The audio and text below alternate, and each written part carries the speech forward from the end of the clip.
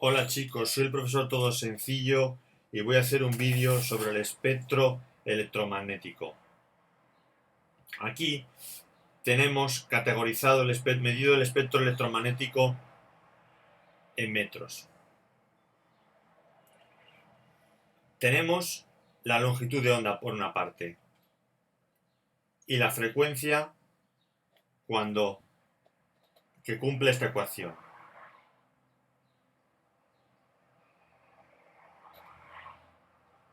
C es igual a la frecuencia por la longitud de onda. Bien, entonces el espectro magnético más energético va a ser el que tenga frecuencias de onda superiores o longitud de onda muy pequeña. El que tiene menos, empecemos por los menos energéticos, por los más energéticos vamos a empezar. El que tiene frecuencias más altas y longitudes de onda más pequeñas son los rayos gamma. Pero aún con frecuencias más energéticas estarían los rayos cósmicos, que no tienen ninguna utilidad en medidas espectroscópicas. Los rayos gamma, los más energéticos. Después están los rayos X, en metros todo es esto, las longitudes de onda. Los ultravioletas estarían en este espectro con 10 a la menos 8 metros. El ultravioleta y el visible. Los infrarrojos, después los microondas y los menos energéticos, las ondas de radio, y aún menos energéticos los producidos por los generadores eléctricos. Bien, vamos a hablar de cada uno. Los rayos gamma, que como decíamos tienen una longitud de onda de 10 a la menos 12 metros, se producen porque existe una atracción muy fuerte entre los protones y los neutrones del núcleo, y cuando se rompen estos se producen transiciones entre niveles cuantizados de la energía del núcleo, y se producen estos cambios de niveles, son muy energéticos porque están muy atraídos los protones y los neutrones. Como vemos, las frecuencias son muy altas, del orden de 10 a la 20 Hz. Después se encuentran, en cuanto a energía, los rayos X. Los rayos X se producen porque son bombardeadas las capas por electrones, las capas exteriores de los átomos son bombardeadas, y al desprenderse los electrones, estos caen hacia niveles inferiores, produciéndose una radiación de 1 ástron a 10 ástron de longitud de onda. Tienen que ser metales muy pesados como el wolframio o el molibdeno para producir este fenómeno. Aquí vemos los rayos X, que tienen 1 ástron, 10 ástron, esto está en metros, y una frecuencia que aquí se ve, en hercios. Hercios son segundos a la menos 1.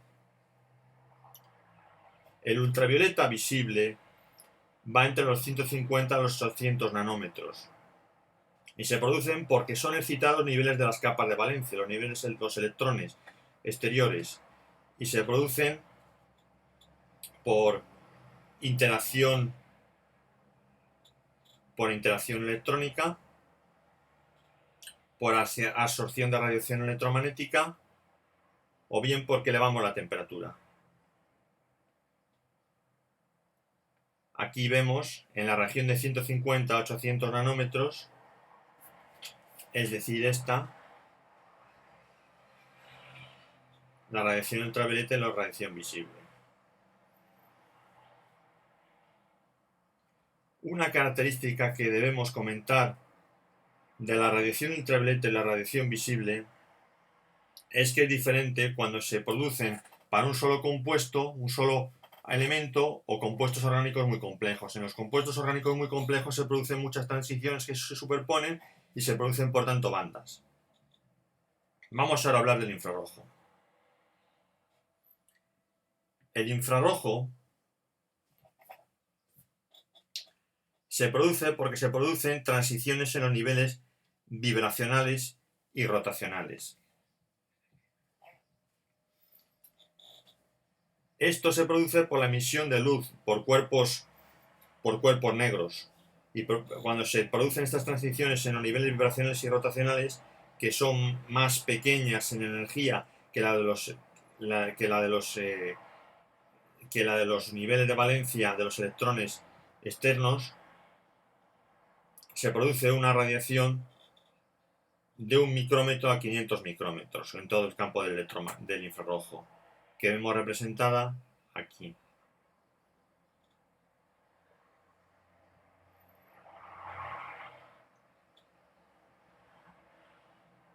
De 1 a 500 micrómetros. Otra radiación es la del microondas. La del microondas tiene la particularidad de que se producen por movimiento de los electrones, pero también tiene una particularidad que pueden ser focalizados mediante lentes, que es diferenciado de la radiación electromagnética por ejemplo, de la radio. Tiene una frecuencia de 1 a 3 centímetros. La vemos aquí. La de microondas, ya en el orden de 10 elevado a la menos 2 metros, de 1 a 3 centímetros.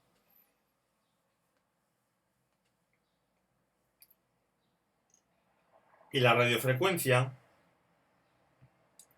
que tiene una radiación de 1 a 300 metros una longitud de onda, se produce cuando por transiciones en los niveles del spin nuclear.